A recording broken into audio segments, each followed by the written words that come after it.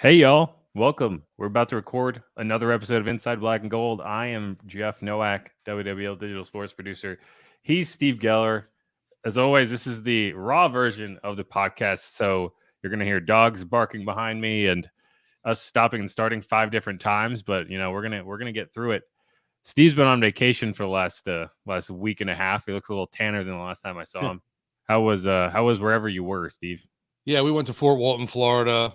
It was nice. Get away, hit the beach, hit the pool. Didn't get any mini golf in, surprisingly, but definitely ready for week one. No mini golf. What kind of vacation is that? I know. I saw you had like cabana side service though. That was good. Yeah, that's always the best for sure. We went out to Crab Island, and there were like all these little dinghies going around, T-shirts, pineapple juice, coconut juice, ice cream, inflatables, all kinds of stuff. That was the best day for sure. I would definitely recommend that. We just got a pontoon, and you throw the anchor in and just chill out in the water. It's really shallow there at Crab Island, and you just chill in, drinking, enjoying the waves, and the weather was perfect that day. The next day was a ton of rain, so we definitely lucked out for sure. Yeah, well, see, I'm on vacation from my office upstairs, so it's kind of like a more temperate climate up there because there's no air conditioning currently because my air conditioning has crapped out upstairs. So it's about 82 degrees and muggy. So it's a nice, if I'm ever get tired of the nice cool conditions on my first floor, I can go up to the second floor and just it's like a sauna. So hence why I'm down here. I was going to say that was an issue too before I left. Yeah, it's been about a week. It's glad they're on that, right? We have a window unit in the bedroom that we've been using to like survive the nights. Right. But yeah, it's been unpleasant. But I have a pretty good setup either way, so I can't complain too much. But anyway, we're going to get into this actual Saints stuff. We're just kind of vamping so people can come find us. What we're going to talk about today, we're going to get into Peter King's column where he predicts that the Saints will be the top seed in the NFC, which I'm kind of annoyed by because I kind of like the idea that everyone is sleeping on the Saints because it makes it more fun. And now there is at least one major media person, national media person that's giving them credit. And it's like, oh man, it's it's a lot more fun when you prove everybody wrong.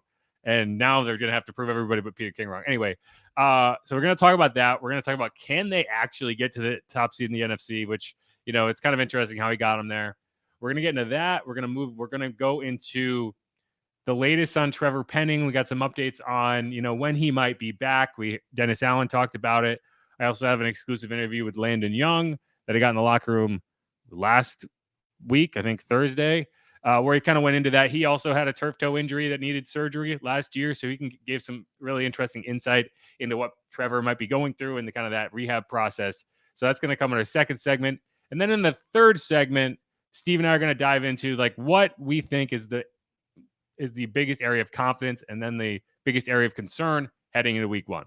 But again, this isn't the actual podcast. I'm just explaining to you what's going to be on the podcast, and we're going to get into that shortly. And that's what we're going to be talking about. And if y'all have any questions, comments, hot takes, you want to tell Steve that his Wi-Fi sucks, throw that in the feed, and we'll talk about it. I want to talk about it because I can barely see Steve's face. I don't know what kind of Mickey Mouse dial-up internet he's got going on over there. But yeah, I'm the one who's supposed to have internet problems. This is my bag, not yours, Steve. Yeah, I don't know. Luckily, you're not freezing at all for me. I don't know why my issues are happening, but everything's been on my end here. Maybe it's my internet being so bad that I'm seeing you with issues. Who knows? But either way, we're gonna get this going. So I made the mistake of buying the cats a toy that flops around, and I keep hearing it in the background, thinking something's breaking. But okay, we're gonna get right into this. And Steve, do you want to kind of lead us into the actual podcast episode? Let's rock and roll. Okay. Whenever you're ready.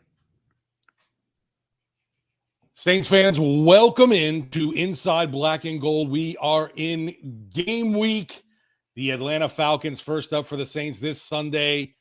Definitely been counting down, looking forward to this moment. Jeff Nowak and myself, Steve Geller, along for the ride today, bringing you.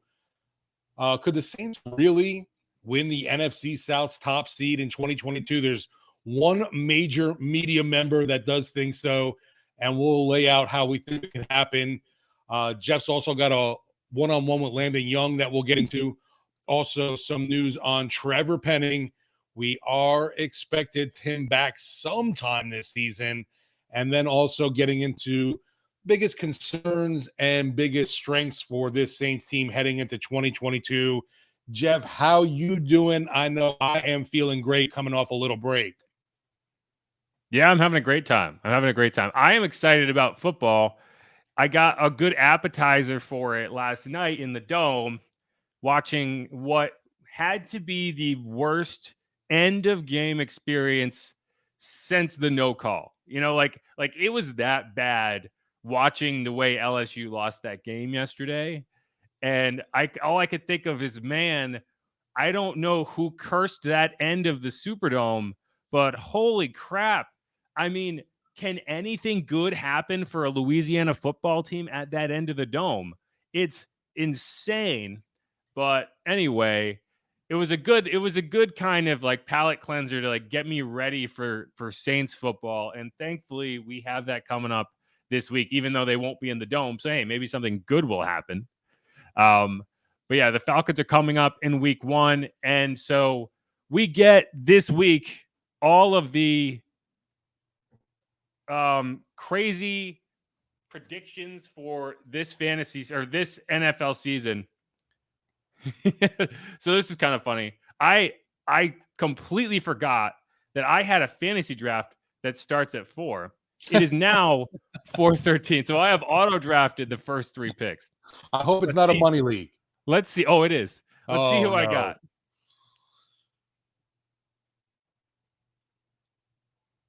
Hopefully not. I ended up with CeeDee Lamb and Saquon Barkley, and I had Cooper Kupp as my keeper in the 3rd round. So we'll be keeping up with that. We'll see how that goes. Anyway, off to a great start in this year fantasy league. How'd you forget about it when it's a money league? And obviously you had a holdover. Yeah, it's a keeper league. Anyway, I always draft so horribly anyway. Auto drafting is probably better for me. Let's be honest. Anyway, okay, so what we're going to get into here is Peter King put out his kind of preseason column yesterday. And the really interesting thing is he not only put the Saints to the playoffs, which I feel like, anyone who's kind of spent some time around the team and kind of watched how this team is operated and some of the pieces they're bringing back, some of the pieces they brought in, I think it's fair to project them as a playoff team, right? 10 wins, maybe 11. Peter King went so far as to make them the number 1 seed in the NFC. Now, that surprised me when I saw it, but then when you kind of see how he got there, it makes sense because he has the Saints at 12-5 and Green Bay at 12-5 and no one else better than 11-6. And so, yeah, I mean, if no one in the NFC has more than 12 wins, then yeah, I guess you could say that the Saints could be the number 1 seed in the NFC. But that's going to be a tough sell for me because there has not been a season since 2014. We have to go all the way back to 2014 for the top seed in the NFC to have fewer than 13 wins. We've placed 17 games now. So that feels unlikely to me. Although this does seem like a season where there's no kind of super team in the NFC, right? I don't know if there is a dominant team. So maybe this is the year that everyone's kind of stuck in the middle of the pack. But yeah, Peter King has made it so we can't say that everyone told us that the Saints don't have a chance from a national media perspective, because it seems like he thinks they do. And Peter King has spent time around the team. He talked to Dennis Allen. He's quote unquote smitten with the Saints. And so, yeah, I mean, I think that it's not a coincidence that, Ian Rappaport showed up at Saints camp and he went away saying, yeah, this is a playoff team.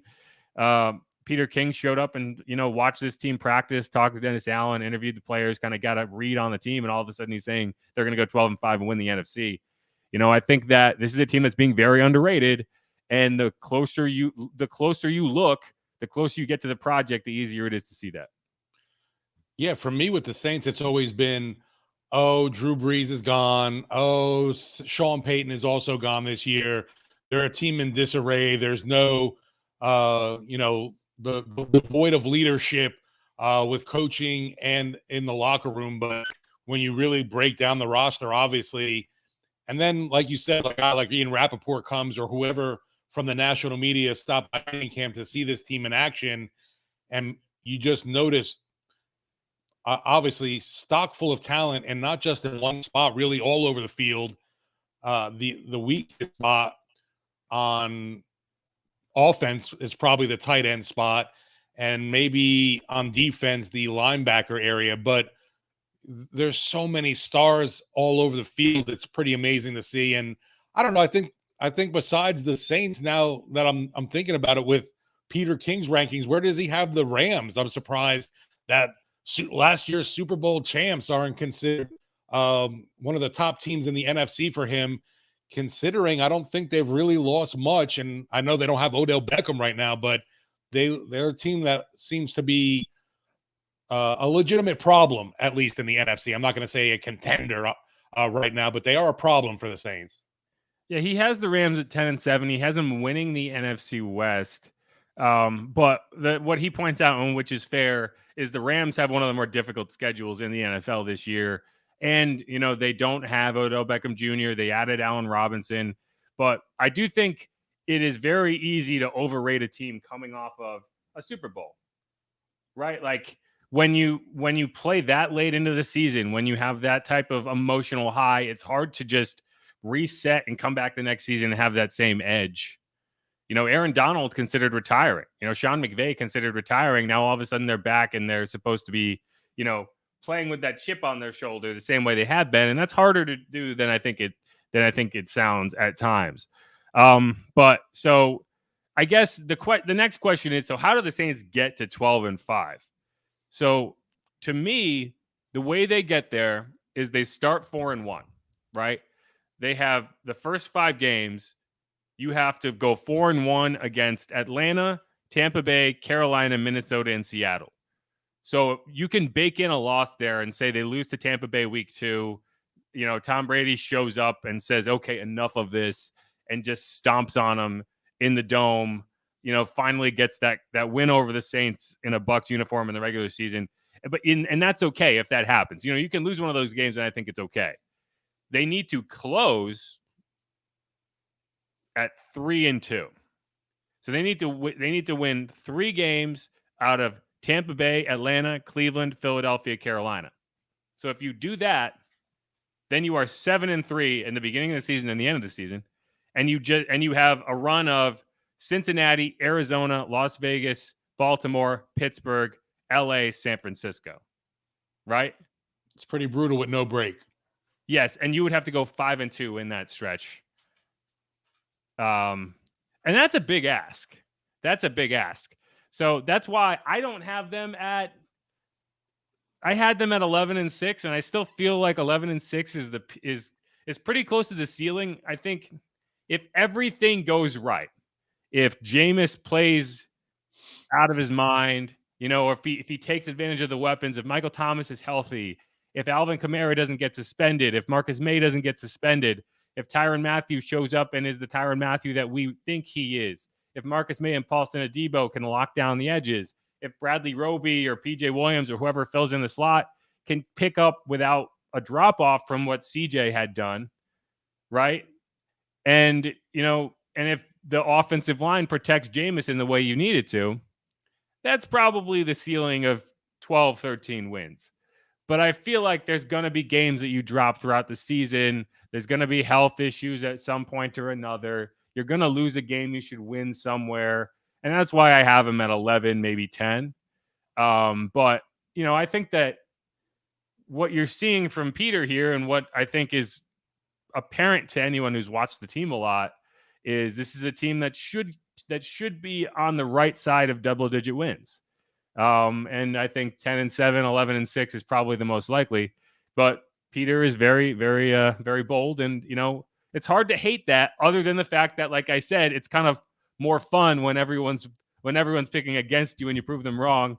Once you start getting the hype, then it's easier to believe your own hype. So we'll see. We'll see how it goes. I think you're going to get off to a good start one way or another, because I do not see Atlanta putting up much of a fight in week 1. It's definitely going to be interesting, but the Falcons, it's a division rival. Obviously, these games are always seem to be pretty close, no matter what's expected of a team or how they're even playing. I definitely worry about the beginning of the year, just because you have Atlanta, Tampa, and Carolina, and those 3 back to back are so important for the NFC South. Right out the gates, I can't think of a year where the Saints had to come out and play 3 division opponents right off the bat. Yeah, I think when we talk about the playoff seeding, in the end, the NFC South is going to be a much more important than the NFC as a whole, right? Because Definitely. I think that getting into that top 4 kind of bracket as with a home game is going to be very important for this team. And in order to get there, you're going to have to probably beat the Bucs at least once, and then you're going to have to probably sweep Atlanta and Carolina. And I think they can do that. I think that Atlanta, if you don't sweep that team, it's going to be a massive disappointment, because I do not think that team is trying to win. I think that team is tanking. And you got to be able to take advantage of that. And then over in Carolina, I don't think they're tanking, but they probably should be, because I do not think they are built to win. They have, it's their 3rd quarterback in 3 seasons. They just, heck, it might be their 4th quarterback in 4 seasons. If you go back to Cam Newton. Right. And they just they're rudderless. They're rudderless. Matt Rule is just desperately trying to cling on to his job, and you should beat them. So we'll see what happens. I think that defense is a little better. And we saw that last year with the pass rush, kind of gave him fits with the zone blitz scheme. But, if you can win the NFC South, then you can start thinking about, the top seed in the NFC. But I thought it was just really interesting to see Peter King, of all people, to put him up there. But he's high on the Saints, so we're going to see what happens. I definitely have to see it week 1. I'm still, I won't say worried about the Falcons, but they concern me a little. I think it could be like that LSU game against Florida State, where you expected so much from the Tigers, in the Superdome, basically a home game against Florida State, but they just had a lot of letdown. And there's just some areas with this Saints team that could be a little bit of concern going into the Atlanta game with, how's Jameis Winston going to perform with this offensive line? I don't think there's any real concern about the wide receivers, other than will Mike Thomas's hamstring be healthy enough to get him on the field week 1? Tight ends, a little bit of a mixed bag between the health concerns also of Troutman and Taysom Hill. And then with defense, not so much of concerns or worries, except when you get at linebacker depth, and then now also maybe safety, considering you dealt away CD Deuce, and we don't know what lies in store for Marcus May. So we'll see what happens this week at practice, but I'm definitely not writing off this Falcons team as someone that's just, it's an automatic win. And even if they are in rebuild tank mode, they're 2 wins that they get on the year. They'd love to do nothing more than against the Saints. Yeah, that's the thing. Yeah, if they are tanking, they're still going to try to get those games against the Saints. Like, they're still like the team is not going to be like, oh man, we don't have a chance. That's their Super Bowl at this point, for sure. And so the thing that's going to be a question at all points throughout this season to me is Marcus May there? What is the status of Marcus May? Because I don't know what to think with him. I mean, this is a guy who we already knew had a potential suspension hanging over his head with the DUI incident back from 2021. Now he has an arrest for another incident out in Jefferson Parish where he allegedly pointed a gun at people. And I don't know what to think of that. I think it's going to end up being kind of a he said, she said situation. He's come out and said that he denies the allegations, or his lawyer did at least. So, maybe that kind of pushes back discipline from the NFL, because they're going to have to figure out what exactly happened there. But we're not going to find out from Dennis Allen whether he's going to play, because this is what he had to say today. Listen, I mean, that we're getting into a bunch of hypotheticals. We'll have all the healthy bodies that we have ready to go, and then we'll make that decision as we continue throughout the week.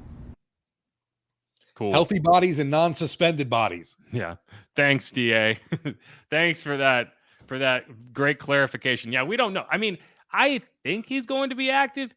There was no open practice today, so we didn't get to see, what if he was there. He was not there at the end of last week. So take that for what it is. I think he's going to be active, because I don't think you're going to put him on the exempt list, and he's not going to get suspended that quickly. But it's just going to be something looming. It's just going to be another thing you have to worry about all season long. And, you already have Alvin Kamara potentially getting suspended. Now you have Marcus May. And if this season goes off the rails, it's going to be because, these two key players get suspended at very inopportune times. And that's what I'm worried about. Yeah, and I think we've talked about this before too. If Kamara were to be suspended for this year, personally, I'd rather it on the front end than the back end, and I don't want to see him, this team, not having Alvin Kamara on the field come, November, December, into January kind of thing. But the way that case has been going, I don't know if we'll even see a resolution in the courts this year, which might push it obviously into next season. Still don't know where the NFL stands on this. I don't know if Dave's seen the alleged, the surveillance tape of Alvin Kamara. Who knows? Also now, like you mentioned with Marcus May, I can't imagine that the proceedings with his latest issue, forget the DUI, the supposedly of showing a firearm to a bunch of to teenagers in a quote unquote road rage incident is what I saw they were calling it. It was amazing that I had one of my buddies who was at the beach with us breaking this news to me, because I had left my cell phone in the hotel room because I didn't want any connection to the outside world. But it's just definitely something Dennis Allen does not want to hear or deal with right now. But the fact is that it's there in front of him with Marcus May. And I don't know when we could expect to hear anything from Jefferson Parish or his lawyer again. No, and sorry, I'm trying to figure out who to draft here. Okay, I'm going Christian Kirk. Sorry. My team is terrible, by the way. You want to hear who my team is? We can talk about this, and then we can go to a break. This is my auto-drafted team. So, Saquon Barkley, CeeDee Lamb, Cooper Kupp, Allen Robinson, Clyde Edwards-Helaire, and Christian Kirk. This is not the team I would have drafted. But, hey, this is probably going to be the team I end up winning with. So this is how dedicated I am to this podcast. I prioritize this over the fantasy draft that I've been waiting weeks for. Yeah, and you know what? Like you said, that's your money league too. So you're more dedicated to this than over a money league, which is impressive. I have several money leagues, so it's that's real. That's the bigger issue. Is it's like, how do I keep track of all of these leagues? But hey, that's what auto draft is for, right? But okay, let's cut it off there, and we're gonna come back with more on Trevor Penning. We found out a bit more about kind of his recovery timeline today. We're gonna hear from Landon Young. Make sure wherever you're listening to smash that subscribe button and let us know, give us a rating, give us a review, and stick around on Inside Black and Gold.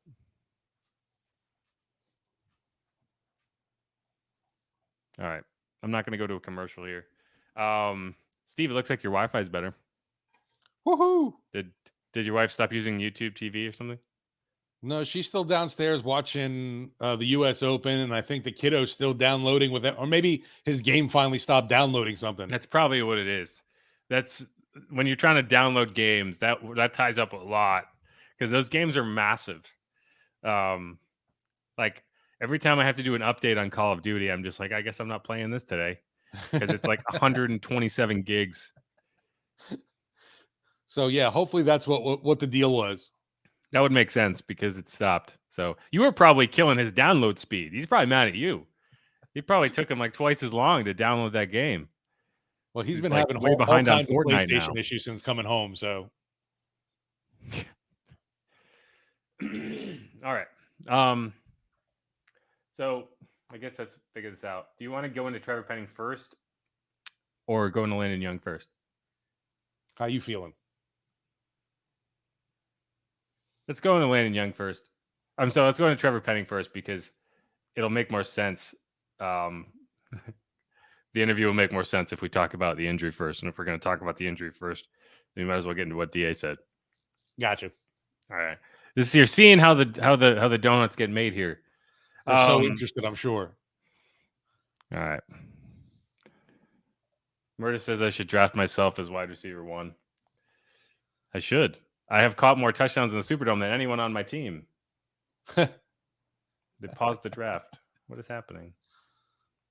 So this is funny. This is a league that I've been in for several years that I got into back in Myrtle Beach with a bunch of people I went to the bar with a lot. And for a long time, we did a live draft, and that's why it was fun because the bar owner is in this league, and we would draft in like the back of the bar. But then everyone like gradually started moving away. So now it's just a league that everyone just does online. So it's just another league.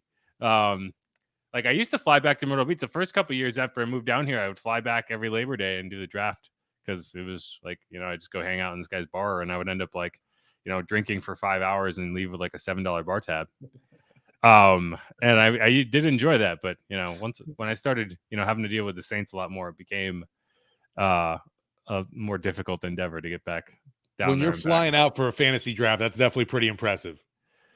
Well, I used to have a lot more friends in Myrtle Beach than I do now too, so it was like an excuse to go, and I could stay with people that I knew, and that made it a lot easier.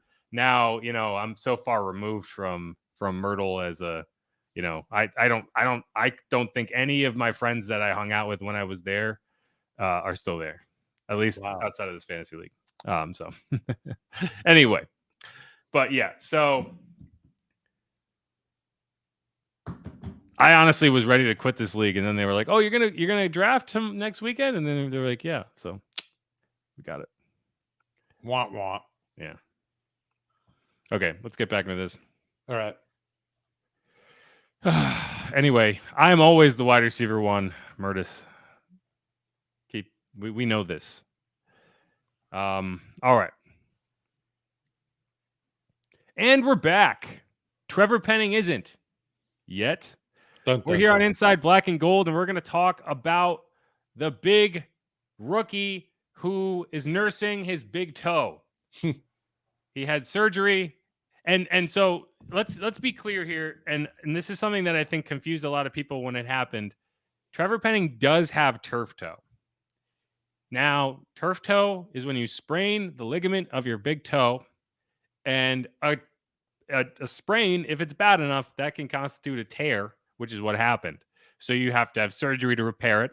So that is what he has had done. It has reportedly gone well. And what we learned today is the team is hopeful to get him back at some point in the 2022 season. Now, I'm Jeff Nowak alongside Steve Geller on Inside Black and Gold, and we're going to get into this a little bit.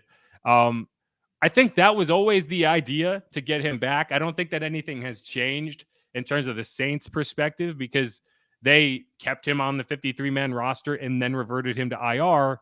And you do that because you want to maintain the ability to bring a guy back. Because if you put someone on IR in the preseason, they're done for the year. If you wait and you put them on IR after the cutdown, then you are able to bring him back. This year, it has to be at least 4 weeks on injured reserve. Last year it was 3. They changed it, so now it's 4. And you can bring back as many as 8 people off of injured reserve, which is another change. Last year, it was 3 weeks, and you had an unlimited number of people you could bring back. This year, it's 4 weeks, and you're capped at 8. But not Landon Young. Trevor Penning and Malcolm Roach are the 2 players that got sent to IR, and I think both of those guys you're hoping to get back. What we found out today, Ian Rappaport broke the news this morning. I think the Saints got positive news on the surgery, and they're hopeful to get him back at some point, maybe in November. And that would put you, sometime around week 9, week 13, where he'd be back in the field practicing. And hey, if you can get him back later in the season, you never know what's going to happen with injury luck. You never know how James Hurst is going to play. We're going to find that out. And I think that'd be a good boost late in the season if they can get him back. Yeah, and I think going into it, most of us at least at WWL, and I'm sure other media members were, I don't think anyone was really considering that Trevor Penning was coming out the gates starting at left tackle, but maybe week 5, week 6, down the line kind of deal, he might have earned more snaps or at least getting into that rotation. And by the end of the year, he would hopefully have earned that job. And now that kind of projection takes, a little bit of a backseat with the injury, but you're still looking at least having him for some of this year, which is obviously key for his development and also for meshing with this offensive line, because, and also just bodies in general, guys are going to get dinged up along the way. So getting him back after a little bit, maybe the first, second half of the season, that you start to get him into the line with the rest of the guys is going to be good. And I don't know. I thought it was definitely going to be a more serious injury when he was carted off. Thankfully, that's not the case, though. Well, I mean, it is a serious injury. Like, let's be real. It is a very serious injury. And I think the name turf toe kind of leads you to think like, oh, it's not that significant, but it is a significant injury, especially for an offensive lineman. And we're going to get into that a little bit more when we hear from Landon Young. But here's what Dennis Allen had to say on that when we kind of asked him, okay, are you guys confident you can get him back? This is what he had to say. Yeah, I think there's some hope that he'll be back at some point. And certainly he's going to work extremely hard to try to get back out here. So hopefully it's sooner rather than later, but we'll just have to see. That's the key word. You know it. Yeah, I think in this case, Trevor's not going to be out there practicing on Tuesday. Tuesday, yeah, Wednesday. Yeah, but I think they're off tomorrow, right? I believe they are. Even though it's weird because they were off all weekend, so I don't know. Maybe they'll change that up a bit. But yeah, usually they'd be off on Tuesdays, so we'll see how they operate. This is kind of weird because normally we'd be able to look back and say, okay, this is how they handled it last year. But last year was so bizarre in the sense that they were, relocated due to Ida, that we really don't know how they would have handled that last year. So we're kind of just figuring it out. But yes, the team is likely off on Tuesday, and I do not think Trevor Penning will be out there on Wednesday. So our streak of sooner rather than later, meaning tomorrow, will probably end at 3. But I think that is confidence inspiring, and I don't think that anything necessarily changed, because if you went into the surgery thinking he was done for the year, you would have just tossed him on IR in the preseason, and you would have said, okay, we'll see you next year, Trevor. But yeah, I think they want him back. They want him. I think it's honestly more important that he gets back for his confidence than necessarily the Saints. I don't know if he will be ready to play even when he's back in practice, because he's going to have to get back into shape. He's going to have to, get comfortable on that foot. And that's going to be a much steeper hill than you would say maybe at a skill position where it's more about muscle memory. This is about you want to make sure he's not hurting himself further because he's trying to play through an injury before he's really ready to get back. But yeah, and I think that's the important thing to keep in mind here. Well, with Penning, we saw some positives. I know everybody was quick to jump on him after that first preseason showing, but I thought there was obviously improvements in the Green Bay matchup, and then obviously he got hurt in the finale. But you were seeing a young player make those gradual steps, and I'm just glad that obviously James Hurst, he's looking. Last week he came back, and I wasn't sure if his foot injury was going to be serious either. Then the Saints would have been in really big trouble with both left tackles down. No doubt. And so that's where we can kind of go into the Landon Young interview. And, I kind of just talked to him about, okay, this is, your first season kind of making the roster, knowing what to expect. Kind of got into Trevor Penning's injury. Now, I think I had mentioned this earlier, but Landon Young also dealt with this injury last year. He suffered it in the Philadelphia game. He played through it, and he also underwent surgery. So he has a really good kind of insight into what Trevor's going to be dealing with. And so here you go. It's always kind of a interesting kind of time of year when you're going to get through the cuts and come in. And how are you feeling about your role on the offense this year? I definitely feel pretty good. Like I said, everyone that's on that 53-man roster has a role at some point in the year, and everyone plays a key position. Of course, you have your starters that are going to start every game they can, but you're one snap away from being put in a situation that you're the guy they rely on the rest of the season. Yeah. So I feel really good about it. I think there's been a big jump in progression from last year to this year. I think that the improvement's been there. But I'm excited to get into this next season and see how it goes. Now, one thing you said is, after coming from Kentucky, you didn't have a cadence, right? Yeah. What, just for the layman, what does that mean exactly? Like, how did you operate at Kentucky versus how you operate now? What's the difference? So our situation in Kentucky is our center pretty much said go hit and snap the ball when he wanted to. And it was never really a timed process. Like, it was never like a clap and you had a certain amount of seconds until they said a certain sentence to go off of and you could jump that. It was sort of just a go hit and that was it. So you can watch film after film after film of just all of us super late off the ball. Center's always the first one off the ball. And it should be everybody at the same time. But that was definitely something that we struggled with. That it took a while to learn when I actually got here to sort of learn how to jump a cadence and get off on that. And what was the kind of what did you have to do to kind of retrain yourself? Were there any tricks? So it was definitely trying to. It's different for every quarterback, every center snap. Eric, he's a little quicker than some of the other centers that we have, but learning that cadence and knowing, it's really you're jumping it before the point when you're actually supposed to go off. It's a surprise factor. That's what we have as offensive line. 90% of the time we're going backwards or we're in a compromising position. We know the play and we know the snap count. So we have to be able to use that as an advantage. So being able to jump that snap count and sort of, like I said, train when you think it's going to be and sort of get that timing down. And it's a big thing of working with these guys for reps and reps and reps to be able to get used to that. Gotcha.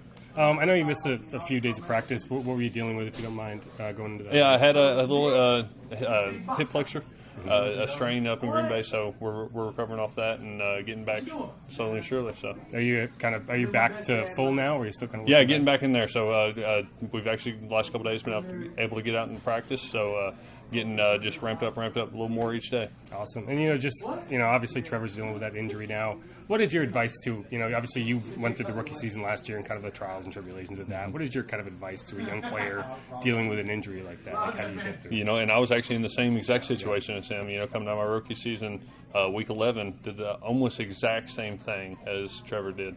And so for him, it's, stay in here, stay involved. Come in and absorb as much as you can, because no matter if you're injured or what, there's a time that you're going to come back. Right. You're going to rehab, you're going to get better, you're going to spend a lot of time in there, but stay in the book, stay in film. So when you come back, it's not like you took a step down. Right. It's like you're continuing on, if not even got better. And I think that was a big thing for me, is like through the rehab process and through film and everything, I feel like I still made a jump even though I was injured.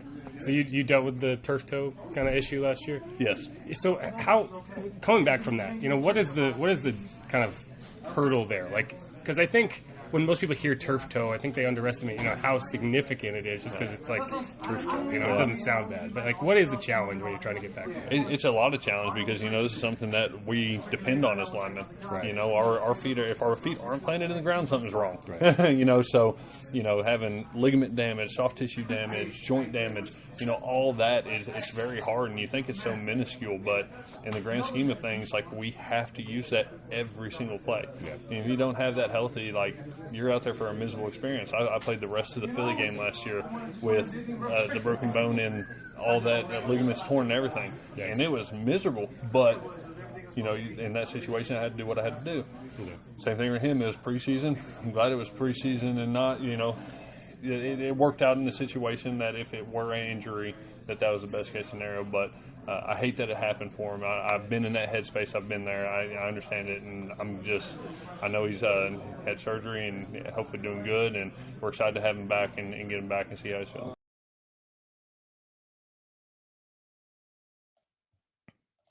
But yeah, that was Landon Young, and I really did. I think he made a great point there, which I think, and this is why it's more important, I think, for Trevor to get back this season than necessarily is for the team to get Trevor back this season.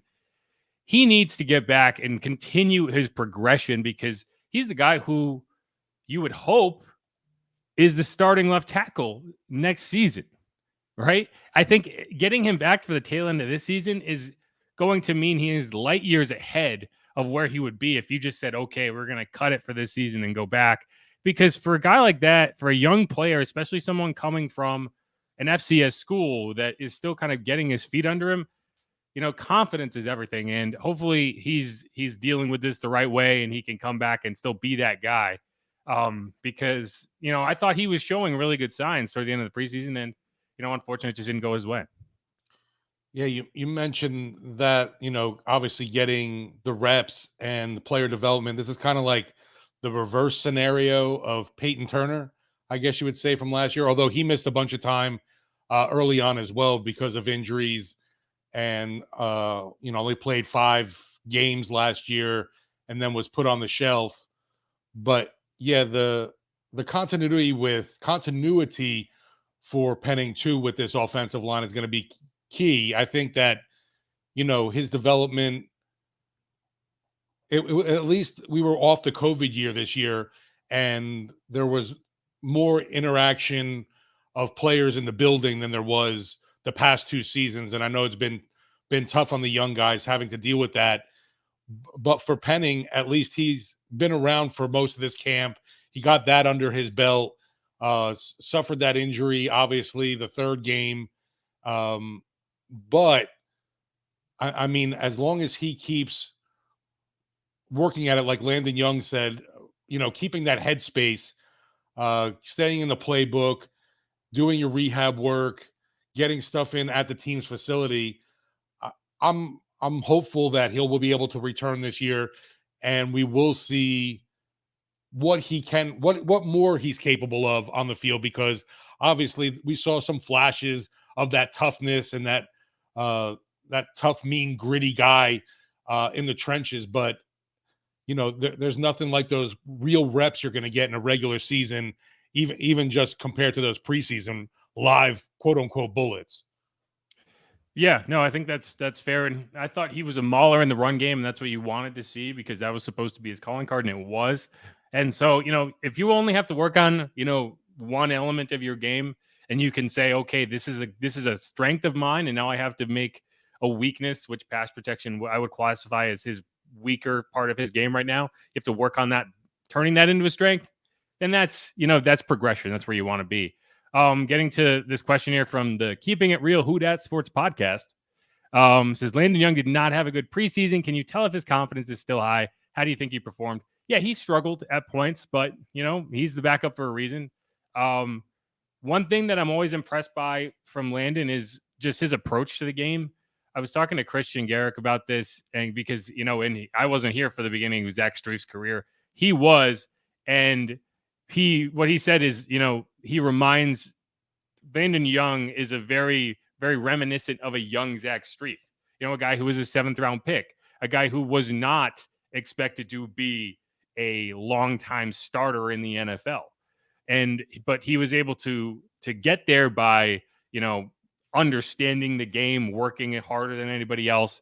And now he's a coach for the Saints, and he was a coworker with y'all. I wasn't there at the time, but he was a coworker with us at WWL for a while. And I think that's, if Landon Young has a future in the NFL, I think kind of if he wants to emulate Zach Streif, who is now his coach, I think that would be a very good place to start. They play the same position. They came out, I think Landon Young was a 6th round pick, but essentially you're talking about the same thing.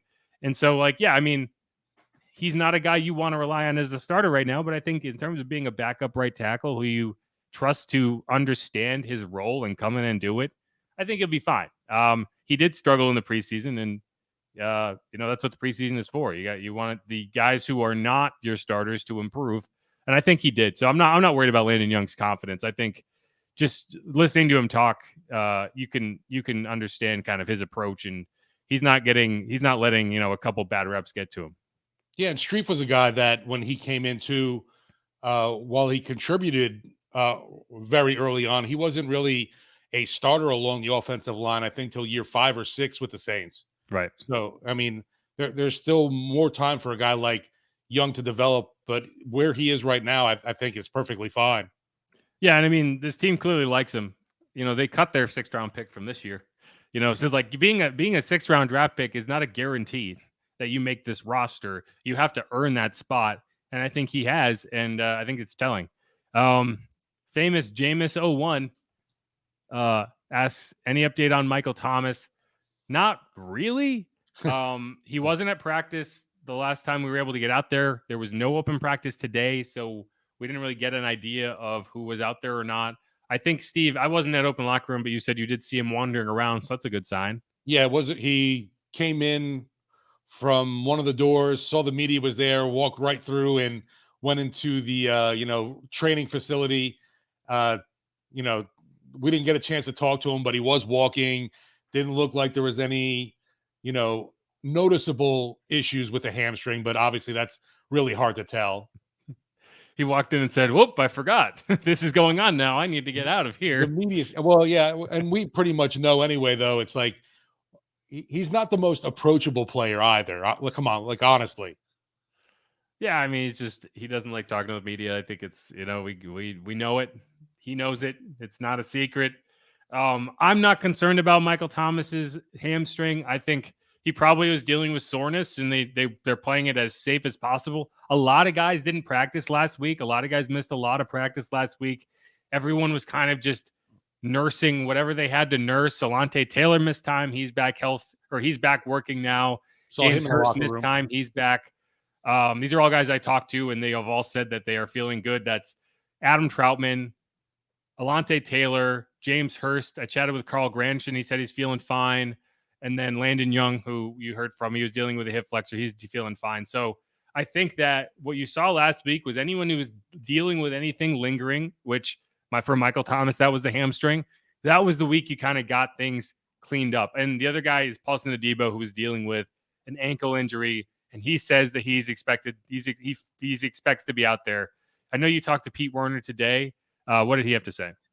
Yeah, he basically said that is the goal too, is to be, on the field for week 1 right now, feeling good, and hopefully it continues that way.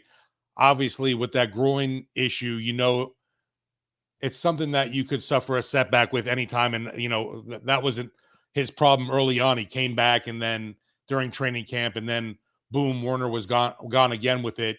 But yeah, at least he was, in the locker room talking to the media, and you got to hope that he's alongside DeMario for week 1 in Atlanta, because that's been this vision that we've seen, we've been having amongst the linebacking group, and we expect Werner to have this big sophomore season. And I'm sure obviously he is too.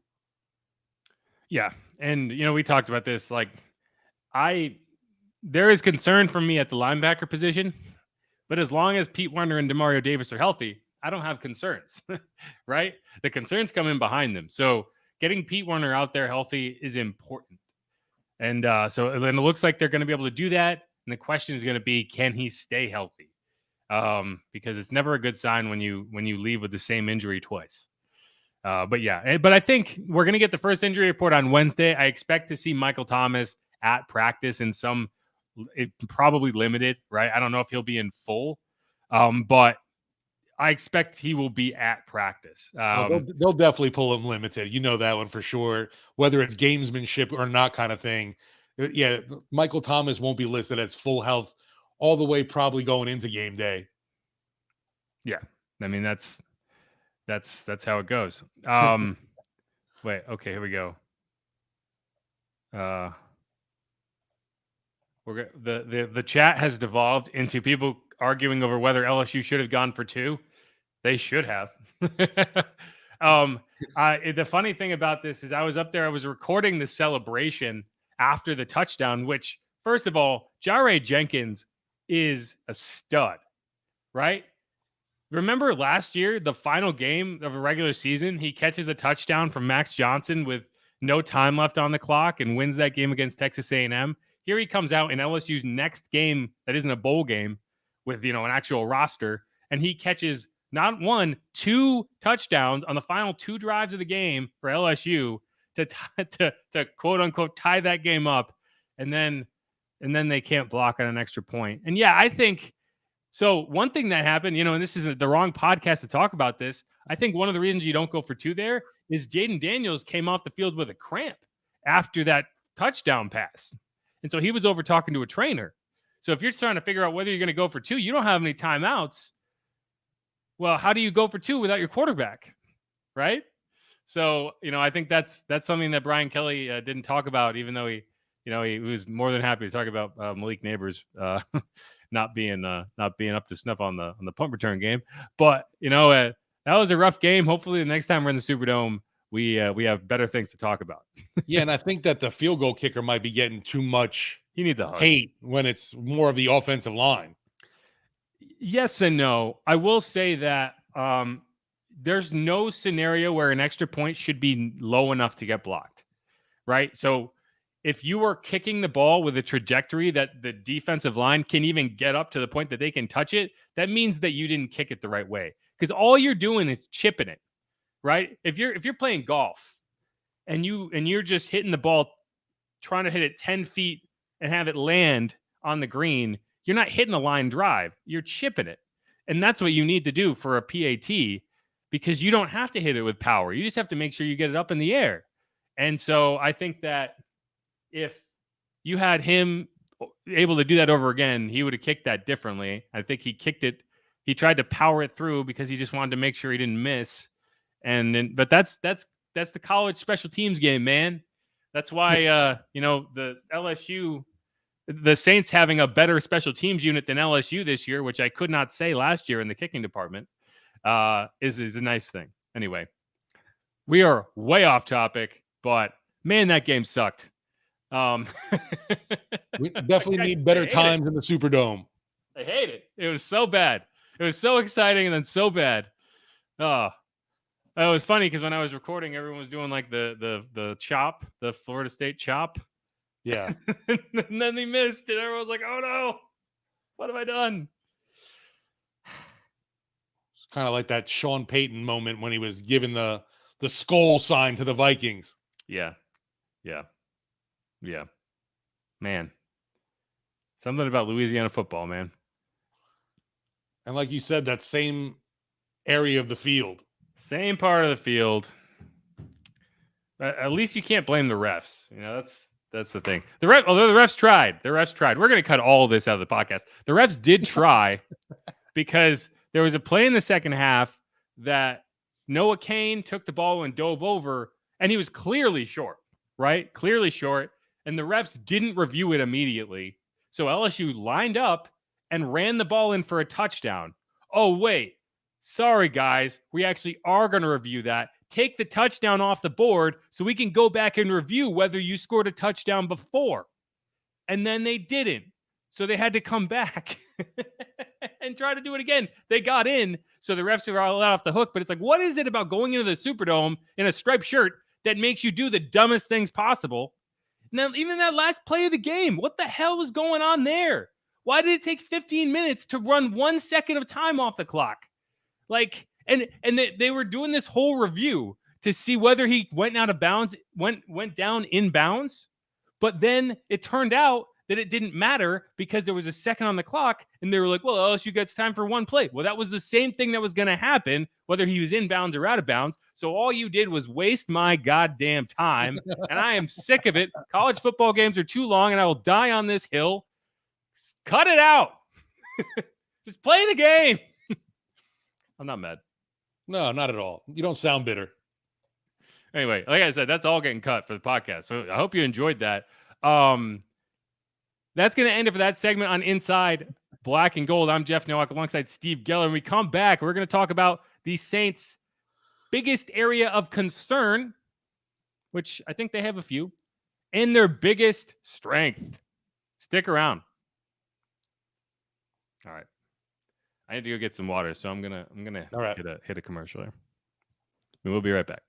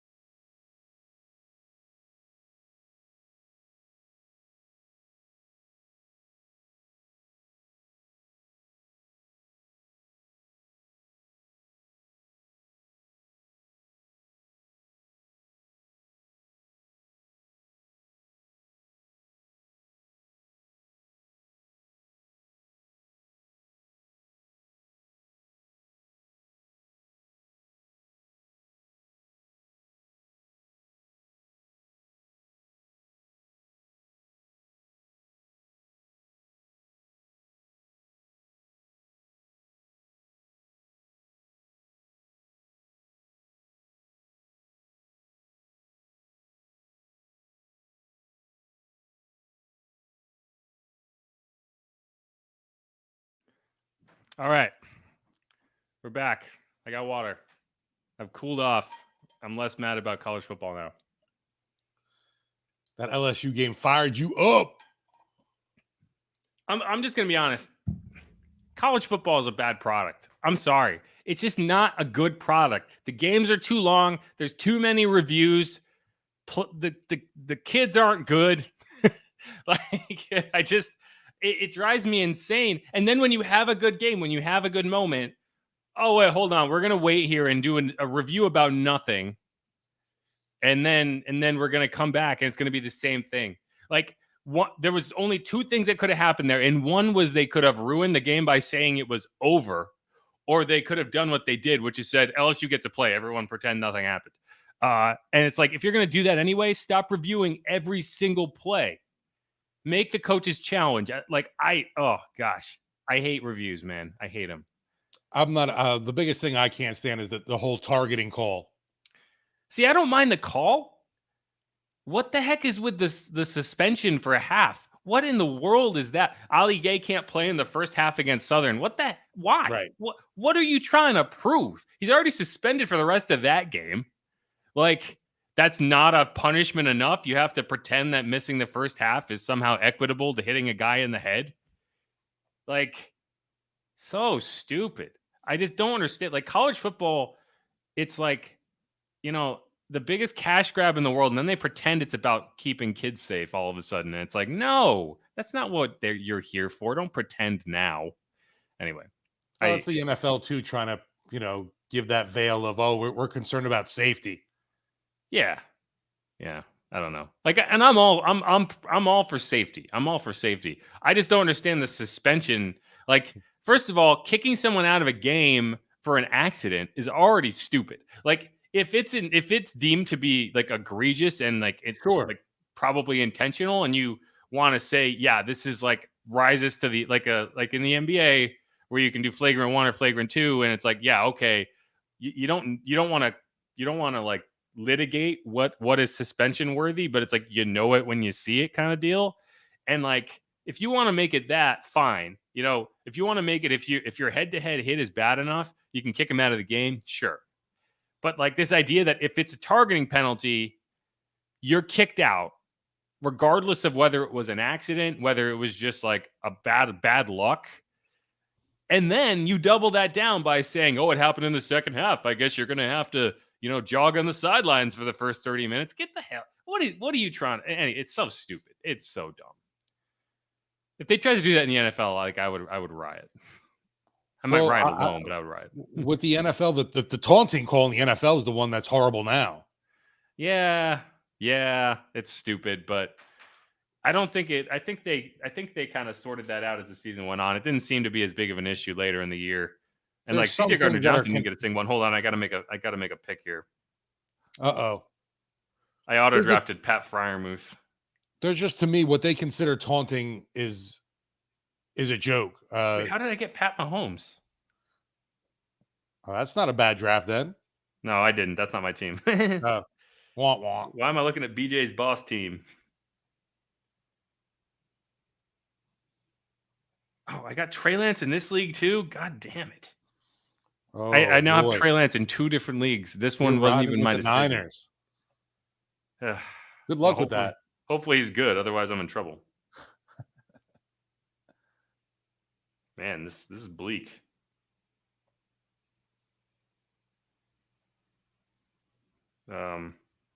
Is that your only quarterback? Yeah. Guess I should take another one. Yeah. Yeah, I'm gonna take Matt Stafford. The Warrior. Oh man, it's almost like not paying attention to your fantasy draft is a bad way to build a fantasy team. Wait, but so now you're going to have Stafford, Cooper Kupp, and Allen Robinson. Oh my gosh, you're right. You have the Rams. I'm betting big on the Rams offense, baby. The team that I do not trust. I'm going to lose. Last pick of the draft, you might as well take Odell too. Who knows if he ends up there? I mean, there is an IR spot in this. So that is one thing, this is not Inside Black and Gold related, but one strategy that I think is good in fantasy football, if you know of a player that's on IR that you expect to come back, like that is on literal IR, and you have an IR spot in your league that you expect to come back, and maybe, Jameson Williams, Odell Beckham Jr., guys like that, don't draft a defense. If you're going to draft a defense and with your final pick, don't draft Jameson Williams or Odell Beckham Jr., throw them on IR, and then go pick up a defense. Right. Because what if you don't want to draft a defense and then drop the defense to go pick up the guy and then stash him on IR and pick up another defense, because that's a pain and you got to wait for waivers. So, and you could do it with more than one guy. If you have 2 IR spots and you don't want to draft a kicker, just draft 2 guys and throw them on IR and then pick up those guys at free agency. I think it's a strategy that no one does enough, but it's like, why wouldn't you? What's the harm? My wife just texted me Nadal's out at the U.S. Open, so he's been ousted. That guy. Rafa. Yeah. I'm still mad at him for making us not get a semifinal at Wimbledon, because he just had to beat, what is his name? The American dude. Anyway. Okay, you ready for this final segment? We got 60 people hanging on by a thread here. Uh-oh.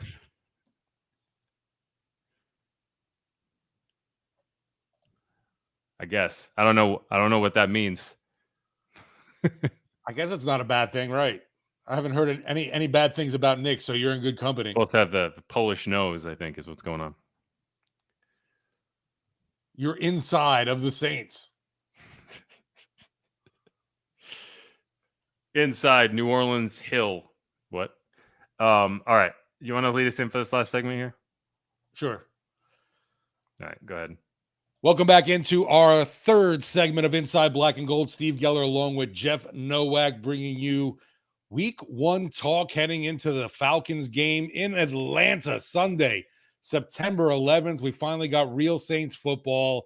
Definitely looking forward to more of the practices heading into the games this week. We'll see some more information. We'll get some more information on players that we're wondering about. But right now, we're talking about some of the Saints' biggest concerns and also the Saints' biggest strength heading into this week's matchup.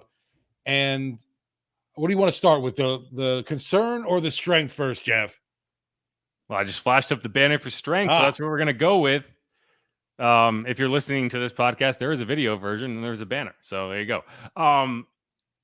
Yeah, so I think, it is weird because you're talking about a team that had to replace a Hall of Fame quarterback 2 years ago, or last year, that's replacing Sean Payton this year, a Hall of Fame head coach.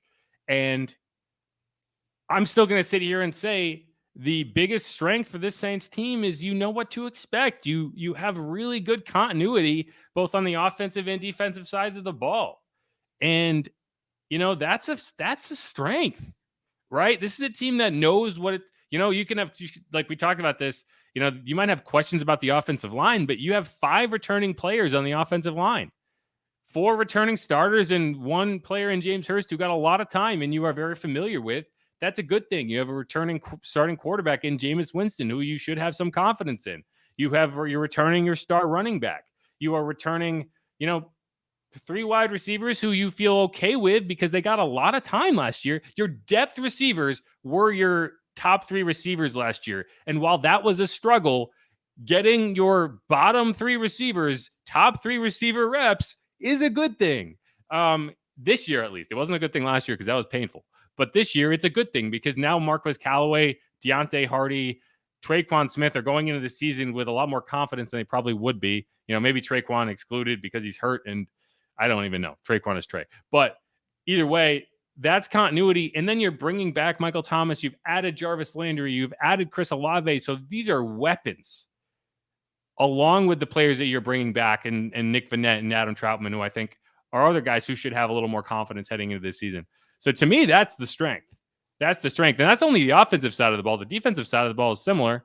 And so, when you look at a team that's going into week 1 and you have some questions about what they might be able to do, it's really nice to be able to kind of lean on the fact that, we've seen this show before. And while Sean Payton might not be calling plays anymore, Pete Carmichael,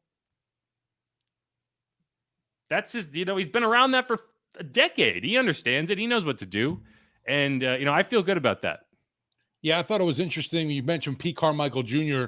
when we had Lance Moore on Sports Talk the other week. He talked about how Pete Carmichael might actually be a more aggressive play caller than Sean Payton was, which I thought is very interesting. Where he's more about taking more chances than even Sean did. So I'm anxious to see what he's got under his belt now for this season, considering he's no longer got Sean to answer to. And then with the defensive side of the ball, yeah, we've had Dennis Allen around, and he's got, still with his coordinators that have been here as well. The guys, the staff, most of the players, there is that continuity. What I also, the strength we talked about with this team, to me, stands out at cornerback, maybe a little less now, obviously, without a guy like a Chauncey Gardner-Johnson in the mix, but with, Marshawn Lattimore, Paulson Adebo, and then also with what's his name? Sorry. Roby. Yeah, Bradley Roby in the mix. Those three corners right there, that trio might be the best in the NFL for me. Yeah, I do have questions now about what you do at slot corner. I think you're going to try out Bradley Roby there. I want to talk a lot more about Bradley Roby. I think that's what I'm going to pitch for next podcast, because I got I talked to him a good bit about, being a ball hawk, and he had a lot of interesting things to say, and I think I want to be able to do it justice and talk about it a little more in depth. But, he's a guy who I think is not at his best when you're asking him to line up and be physical with a big-bodied receiver or tight end. It's just not the matchup I want to see him in. I want to see him in robber coverage. I want to see him be able to crash down and be that ball hawk. And so I think that what you're going to end up seeing is PJ Williams in the slot. So, because I think Bradley Roby is a guy who I want to play on the outsides when I need him, and I want to have him in dime packages when the offense is just going for broke. But yeah, I think that this team is really confident in Paulson Adebo, and for a good reason. And if you can lock down on both sides, if you can have a lockdown corner across from Marshawn Lattimore, something, I think he showed that in flashes last year, and those flashes made it very difficult for teams to score. This is a really good defense last year, and they were dealing with injuries every week. The defensive line was in shambles a lot of the time, outside of Cam Jordan, who is just, just carved out of granite. He is impossible to keep out of the game unless the NFL makes rules that force him to be out of the game. And that's, if I had to pick a positional strength, it would have to be outside corner. Because even if one of those guys don't go down, I feel supremely confident in Bradley Roby being able to come in and hold up. I know he got beat over the top against the Chargers, and it was a rough play by him. But again, it's a situation where you threw the guy in press man coverage, you didn't give him any help over the top, and if you ask me what a weakness of Bradley Roby's game, it would be physicality at the line, physicality at the point of attack, and that's where he got beat. So I think DA owned up to that after the game. He was like, yeah, it was a bad call by me. I put him in a bad situation. And, I think that's where, Bradley Roby is not a perfect cornerback. But if you put him in the right situations, he can be a weapon in the secondary. And I think that's what you want to see from him. And what you were talking about with Adebo, that's going to be a case if he comes out this season and has a sophomore slump, then all of us, and I'm talking everybody that watched training camp practices, was totally wrong, because he was pretty much everyone's all-star of training camp that stood out, was having a fantastic camp, tons of pass breakups, being able to read the plays and jump on the ball.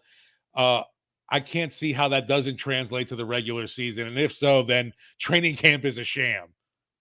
Yeah, no. And I think that, I don't think he's been a mirage. I think that he is that physical outside man corner that you are hoping he could be. And it's just a matter of, when you play that physical, injuries happen. You get tangled up. You get that, I think that's where you have a little bit of concern with a guy who's already nursing an ankle injury.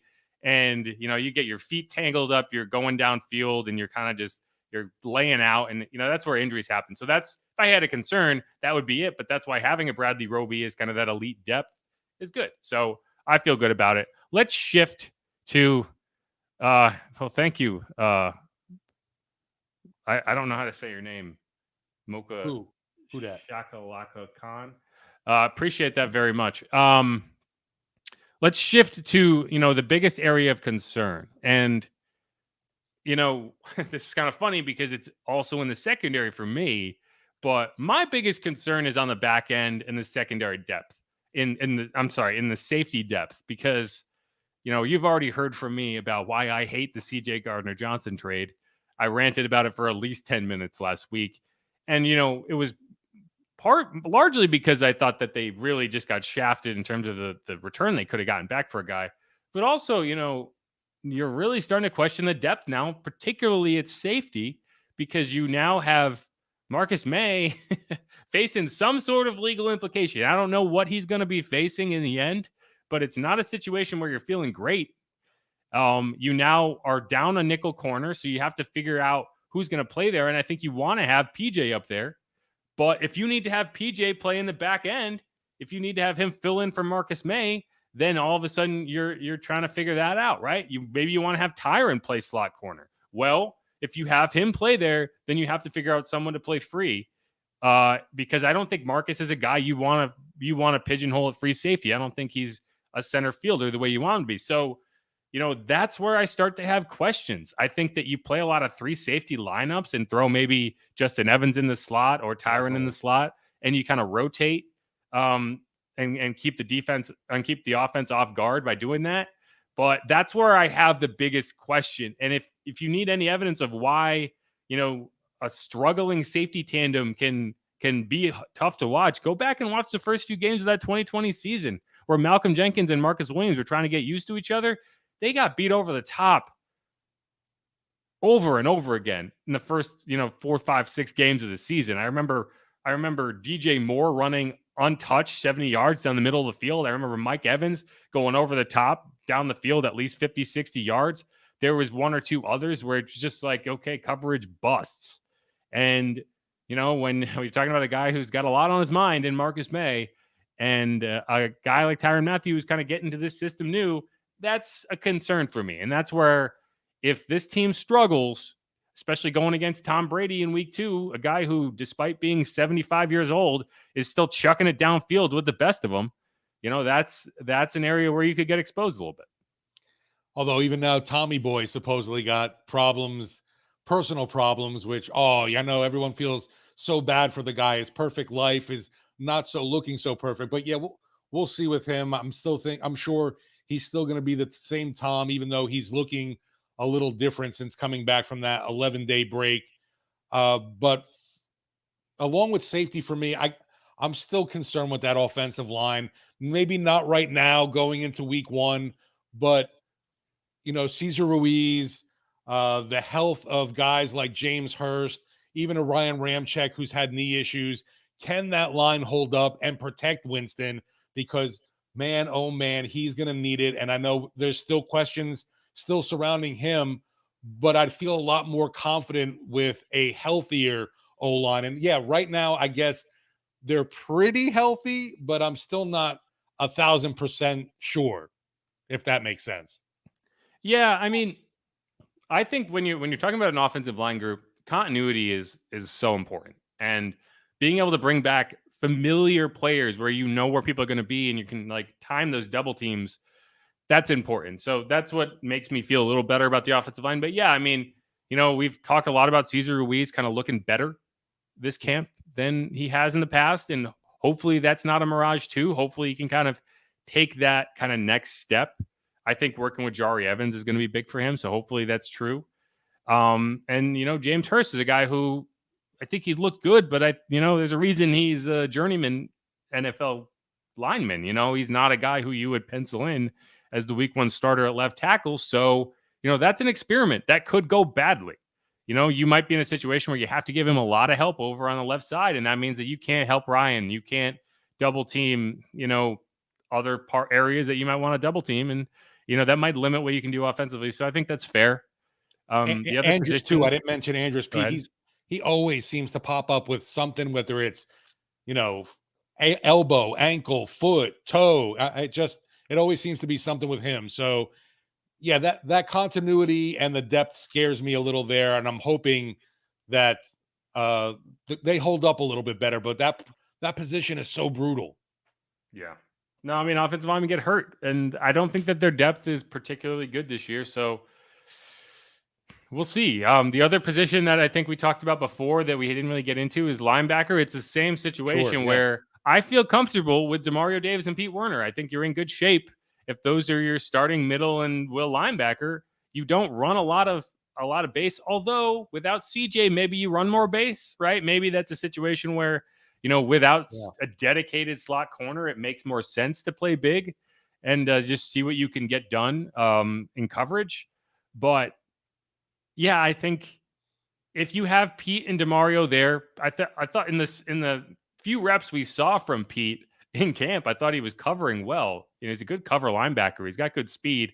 I question, the size. He's not a very big guy, but I think you're okay there. You get past him, and I have questions. I have serious questions about, who comes in at will, right? You cut Nephi Sewell, you cut Eric Wilson.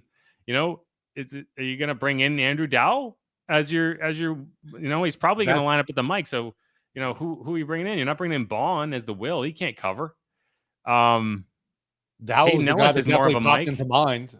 I mean, Caden Ellis. He can't cover either. Right. So I don't know who your backup will is. I think you probably elevate Nephi, and because I don't think Eric Wilson is a particularly good cover linebacker either. So if you were going to bring in somebody, you would have done it last week. So I think this is the group you're rolling with, and hopefully they can get it done, and hopefully Pete's healthy, because if that groin flares up again, I don't know if that's a weird way to put it. I think he's dealing with a muscle strain. If that becomes an issue again, remember an issue again. We're keeping a close eye on that groin too. Yeah, well, you've been watching it close. I don't know. I don't know if it's flared up. If it's inflamed. Oh God. Anyway, if it becomes an issue again, I don't know where you turn. I don't know if he goes down mid-game and suddenly you have to just find a will linebacker. I don't know who it is. So, yeah, I think linebacker is a close second for me in terms of the concerning positions. But the fact that we're talking about the defense and not the offense, I think that's a positive thing, because I think this defense is going to be good, and it's just a question of who gets it done. Yeah, and I think we agree too. Like, the tight end position is a question, and you're curious to see what's going to happen there, but I'm not overly, quote unquote, concerned with it. You caught me before I was done drinking. Yeah. Other positions of concern, are there any? We talked about tight end. I think they're solid at tight end. I would like to see more done in the passing game by the tight end group, but I think we said this before I came on air. If all I have is a tight end group that can block, I still feel okay about it. Sure. Right? Because you have the weapons at wide receiver. You don't need your tight ends to be weapons. You just need them to hold up. You need them to be consistent. I think that's what you have.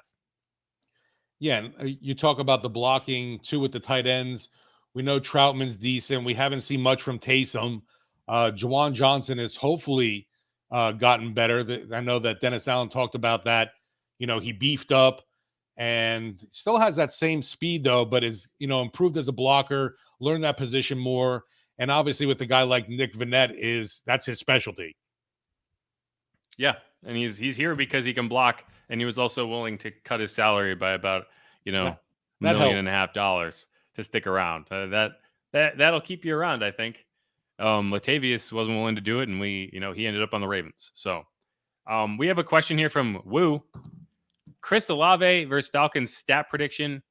I am curious. We haven't really seen a ton from Chris Olave and Jameis Winston. He had that one reception for 19 yards. But I think that if you're going to see Chris Olave make an impact in his rookie season, it's going to be on the big plays. It's going to be on the chunk plays, because you don't, assuming Michael Thomas and Jarvis Landry are healthy, you don't necessarily need him on those kind of move the chains routes. And so he's going to be able to be a little more aggressive down the field. And that's where I want to see him being taken advantage of, because we really didn't see it much in camp. We didn't see Jameis go deep much in camp. So hopefully that's a connection that can thrive during the games. Yeah, if I had to like guesstimate, I'd say something along the 3-4 catches in the 60 to 75 yard range, hopefully a touchdown, I think would be a reasonable expectation for week one. I'm not obviously putting 100 yards on the board right away for the rookie, but would totally be possible against this Falcons defense. Yeah, it's definitely possible. And yeah, I think that's like when you're looking at Chris Olave, and if you're trying to figure out a fantasy projection, that's where it gets tough, because I think he's going to be a boom or bust guy. I think he's going to, I don't want to call him Deshaun Jackson, because I think they're different players, but I think like the type of Deshaun Jackson we've seen the last few years, well, he'll have these big games and then he'll disappear for a couple games, assuming that the weapons are healthy in Jarvis and Mike. I think that you could see that happen with him, but for him, it's about consistency. And I just like to see him be available and be downfield making plays on the ball. And because James is going to look for him, right? And if they have to account for Alvin Kamara, they have to account for Mike, and they have to account for Jarvis, he's going to get a lot of one-on-one coverages downfield, and he's just going to have to go up and make plays. And, I don't think that you're going to have to, work too hard to convince Jameis to air it out against man-to-man coverage downfield. I think that's something he's going to be, if anything, you need to talk him out of that. And so, I think he's going to get his chances, and it's just a matter of if he can cash in on them. What I'm more interested too, forget Olave's stat line. What is the Falcons killer Taysom Hill's stats going to look like against the Falcons week one? Because we've talked about that too a little bit, of how he's had some of his best outings against Atlanta, and obviously no time would be better than week one in the ATL, putting this team on his back, whether it's, running game, passing game, special teams. If we see that Swiss Army knife Taysom back, even throw a pass in there, a completion, it would be very, very interesting, because we still really don't know. I mean, we know, but we really haven't seen Taysom utilized that much this offseason, if you want to call it. For sure. And, if the Saints were really trying to troll the Falcons, they would just show up on game day and be like, actually, Taysom's going to start. Taysom starting. We don't need to start Jameis against you guys. Taysom has gotten it done every time. Then why would we bother? Andy Dalton shrugging, going, hey, what about me? This is a question. Who do you think will win the Aaron Donald versus James Hurst battle when the Rams flip him over there? I'll say this. Sorry. If you ever end up in a situation where Aaron Donald is one-on-one against James Hurst, there will be a tight end standing right next to James Hurst. You are not allowing that to happen. If you see that, you're calling a timeout. Because, I like James Hurst. I think James Hurst is a quality NFL player. He would get eaten alive in that matchup. But again, you don't see Aaron Donald rush from the edges that much. So I think that should be easy to avoid. If you go back and you watch how the Saints handled J.J. Watt in the opener a few years back, I think that would give you a good example of how they would handle that, because J.J. Watt was always a guy who would move all the way around, and the Saints just did a really good job of running away from him, of keeping the action to the side of the field he was not on, and I think that's the same thing you have to do with Aaron Donald. Honestly, I'm more concerned about Aaron Donald when he's rushing on the interior, because you can't do anything about him if he just bull rushes through the line. He's going to break your quarterback's finger, as we've seen, right? So that's what I want to avoid if I'm facing Aaron Donald, because, the fact is, if you have a guy rushing from the edges, you can help. You can shift the tight end over there. You can keep the back in and you can chip him. If he's coming from the middle, you just have to hope that, Caesar, Andres, and Eric can handle it. And, most NFL players cannot. So that's kind of my read. But yeah, if you're asking me who would win one-on-one, Aaron Donald versus James Hurst, I love me some James Hurst, but I'm picking Aaron all day. That's November, though. That's ways down the line to worry about. Yeah, so much. Hopefully James Hurst is still alive in November. Okay, I got another pick coming up here. I'm not going to pick Brian Robinson Jr. because I think he's dealing with something. Did he get shot? I think he got shot. No? Steve, are you I'm not there? sure, honestly. Oh, yeah, I'm pretty sure he's a gunshot victim, which is crazy. From Washington? Oh yeah, yeah. That's right. He got carjacked or something. Brian Robinson, yeah. Yeah. Okay, let's see. Who am I going to take here? I don't want wouldn't. Khalil Herbert. I don't want Tyler Higbee. I don't want Evan Engram. Oh, this is bleak. Is Higbee still on the Rams? Yes. Hey, come on, man. You got to Oh, complete I mean, I it. have every other Rams player. Why wouldn't I take Tyler Higbee? Oh man, Dontrell Hilliard, man, this is bleak, guys. I guess I could Might take have a to go defense. defense. Yeah, that's what I'm gonna do. I'm gonna take a defense. Take the Saints, huh? I mean, why not? We I talked don't about have a them Saints enough, player, right? so I'm gonna take the Saints defense. They're a now defensive team. So now you can tell all the guys in the locker room, it's like, hey, I'm counting on you this week. For real. Yeah, Mocha. I'm going to try to learn how to say this guy's name. Mocha Shakalaka Khan. There it is. Mocha Shakalaka Khan says it was a carjacking attempt, and that sounds right. Yeah, which is crazy. Absolutely crazy. You know, we talk about injuries in the NFL, and it's like, oh, man, he's dealing with a hamstring. Hopefully Michael Thomas can get his hamstring sorted out. This dude got shot.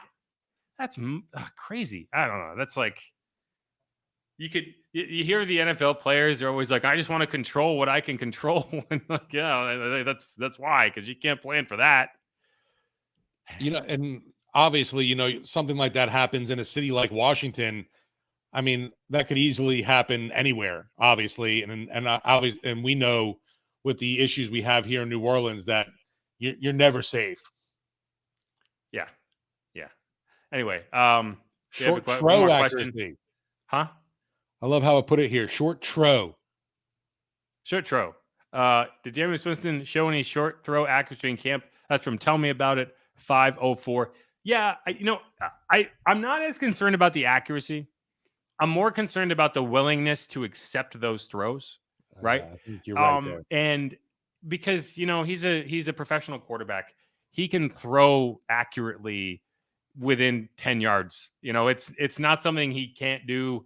It's something he needs to get. He needs to focus on and be better at. But a majority of the time, the question for Jameis isn't whether he can make the throw that he needs to make. It's whether he's going to not try to be a hero all the time. And when he's gotten into trouble in his career, I think that's where you saw him make the wrong decisions where, you know, you have a free 6-7 yards underneath. You can make a 2nd and 10, a 3rd and 3, and live to fight another down and just keep the chains moving.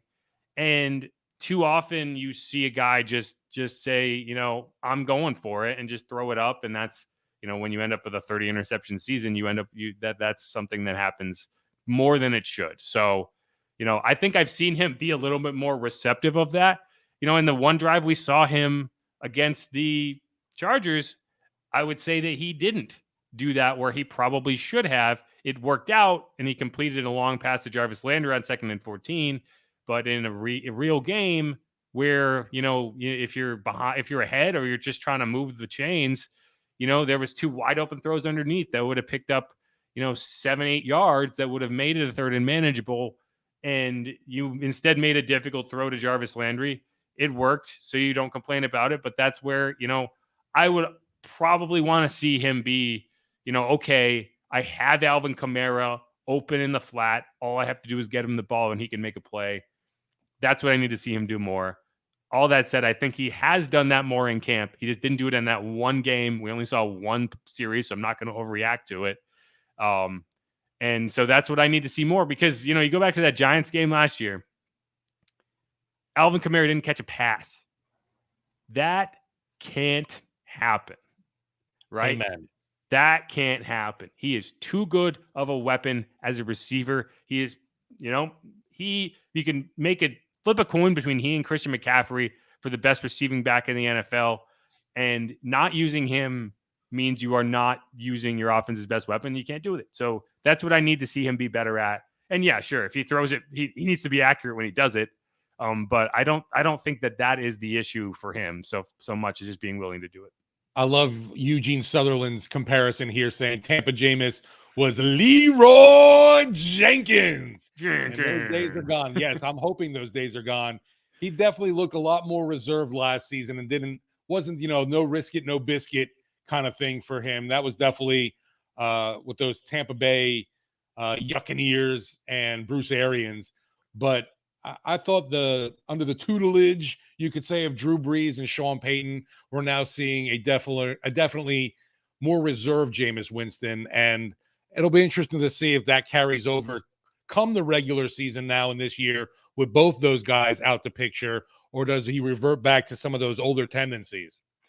Hey, and I want to see him be a little bit more aggressive than he was last year, because last year a lot of these decisions were based on the fact that I don't trust the guys I'm throwing the ball to. Right, he couldn't be, exactly. And I think that there's a middle ground that you have to be able to hit with Jameis that is, taking advantage of this guy who throws as pretty a deep ball as you'll see in the NFL, and also needs to be able to take advantage of his weapons who make their money within 20 yards of the line of scrimmage, right? So that's what you need to marry in this offense that I think is probably a question is, can Jameis kind of balance that aggression with, allowing your playmakers to make plays, right? And we saw this in the LSU game last night in the opposite direction. Jaden Daniels is great at running. He also has some of the best receivers in college football, and they looked bored out there because every time they ran a route downfield, they turned around and he was running. And I think with Jameis, it's like if Michael Thomas is creating 5 yards of separation and is open for an easy first down and you're chucking it downfield into double coverage, he's not going to like that, right? And you as the quarterback have to be able to make that determination in real time. And that's what as Jameis is trying to improve as a quarterback, that's what he has been trying to improve on. So yeah, trust me, I got this mostly out of my system. It was just an example because I saw it last night. But yeah, he that's where I need to see him improve, and I think he's going to. And yeah, we've been going on this for a while. I was seeing the Saints released a statement, and I was like, "On what?" Yeah, but it was on Moon, RIP. Yeah, I didn't know if it was like a Marcus May update. No, they're gonna ignore that as long as they can. What are you talking about, Marcus May? What? Marcus who? Huh? May is a month. Anyway, okay, I think that's where we'll cut it off. Thanks for everyone who listened. Thanks for everyone who caught the live stream, everyone who listened to the podcast. If you're watching this on YouTube and you like what you hear, head over to Apple Podcasts, Spotify, wherever you get your podcasts. Hit the subscribe button. Even if you don't plan on listening, just hit the subscribe button and give us 5 stars. I don't mind. I don't care. Just do it because it's nice and we like it. We're trying to, we have to kind of build this up so we can rank in the podcast algorithm. So that's always a challenge. And every review, every rating helps us do that. So yeah, and right now the Philadelphia Eagles podcast is #1. So we got to catch up to them for sure. Yeah, but that thing's been going on for years. They're cheating. We're coming with a 1 year flying up the charts with a bullet. Yes. But we're gonna get them this year. We're gonna get them. They and CJ don't know what's coming. Can't wait. That's it. All right, y'all. Thanks so much. You've been listening to Inside Black and Gold. It's always fun chatting with y'all. Thanks so much. Can't wait for week 1. We're gonna hit y'all with another episode later in the week. Yeah. Falcons hate week in full swing for sure. Boom. Peace, y'all.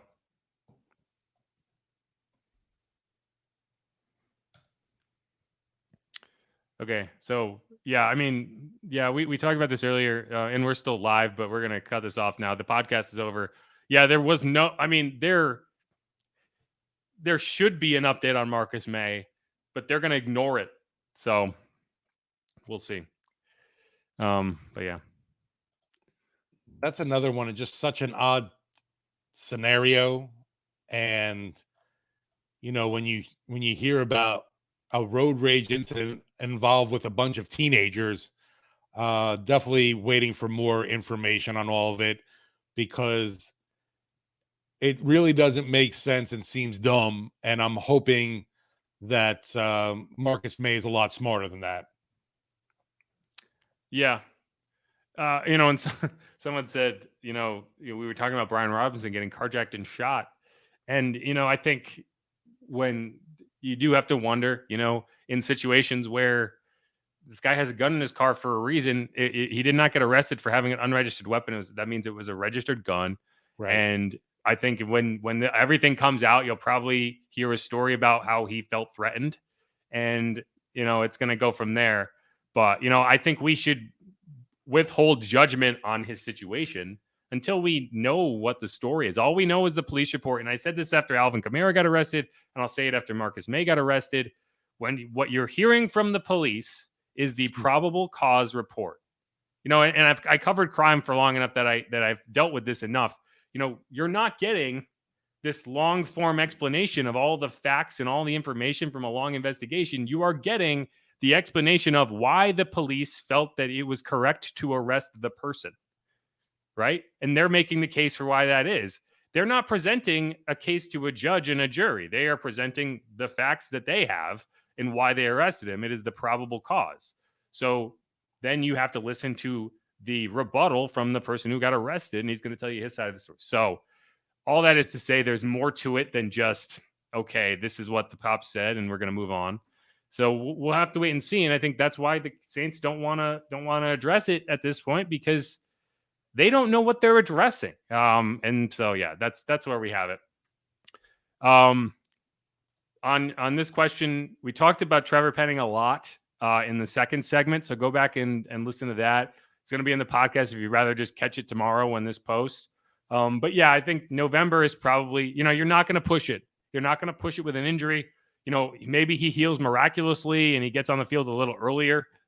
But this is a long-term play, right? Trevor Penning is not a guy you signed this offseason to make a big difference this season. He's a rookie you drafted expecting him to be your left tackle of the future.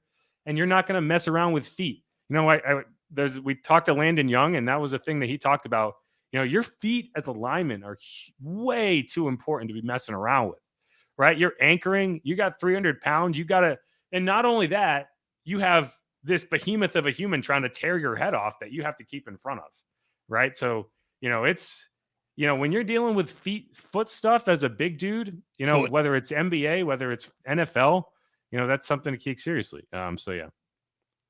And yeah, we've had too many foot issues in this camp already. We need to hopefully get past that, especially for the offensive linemen. But with Penning, I think you mentioned it as well. Even when the foot is fully healed, there's still going to be a little time for him to get back into quote unquote football shape as well too. So this is going to take a little time, but in the end, from what we've seen with this team, they've been overly cautious with all these guys. So I don't think they're going to be in any rush to get Penning back, especially when you have a reliable veteran at left tackle already in James Hurst. And hopefully he can hold things up while Penning gets ready, kind of thing. No doubt. Well, someone already took Jameson Williams, those sons of bitches. Oh, no, that's the wrong one. Oh, they took him too. Devontae Williams. Okay, I need to figure out who to take in my last pick.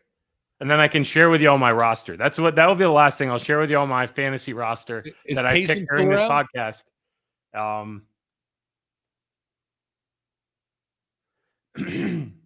Oh, Jonathan Taylor still available? No, just kidding. Yeah, right. You're in a whack league then. Definitely am in a whack league. No whack. That's my name. I already have 2 quarterbacks. I'm not taking a third. But I have a tight end. I should probably pick another tight end because for some reason I ended up with Pat Fryermuth. Taysom Hill. Tason. Oh, yeah, that's what I'm going to do. I'm going to take Taysom Hill, my last pick. That's what I'm going to do. He's definitely available because no one in this Myrtle Beach League would ever in their life have taken Taysom Hill. Yeah, I'm taking him. Boom. Okay, so you want to hear the team I have picked largely by auto draft as I forgot to make the picks. Lay it on us. Quarterbacks, Trey Lance and Matthew Stafford. Running back, Saquon Barkley, Clyde Edwards-Helaire, Cordero Patterson. I actually don't hate that. I think these are both guys who underachieved last year who could be better. And I'm a Giants fan by trade. I grew up a Giants fan, so I like having Saquon. He's one of my favorite players, so I'm not going to complain about that. Wide receiver, CeeDee Lamb, who is intriguing. Cooper Kupp, Allen Robinson. I have the Rams triumvirate. Then I also have Christian Kirk, who I think Christian Kirk is a sneaky good pick. If you're still drafting and you can steal Christian Kirk in the mid rounds, the Jaguars paid him a lot of money and it was kind of a joke. They paid him to throw to him, right? They didn't pay him because they're just going to trot him out there and throw him 40 passes and call it a day. He's going to be their wide receiver 1 and someone has to catch passes. So, crazier things have happened, but I think he's a good pick if you can get him. And I think people are just overlooking him. Then also Devontae Smith and Marquez Valdes-Scantling. And then at tight end, Pat Freiermuth. I just enjoy saying that name. And Taysom Hill. And then the Saints defense. I don't think that team's that bad. Yeah, my biggest concern for you is his quarterback, but I like Stafford. I just don't know about Lance, obviously. But you're dying with Lance. I have Trey Lance. I've drafted 2 leagues, and I ended up with Trey Lance in both. And this one, it wasn't even I picked him in the other one. And then this one, I just have him. It was an auto pick. Anyway, so we'll see how that draft goes. I'll let you know. We'll come back. And later in the season, and I will tell you how many losses I have, which I expect to be several. All right. Woohoo. Okay, folks. Looks like Steve's kid is downloading another game because he's freezing. Oh, no. Thanks, everyone, for watching, and we'll talk to you later in the week. Peace.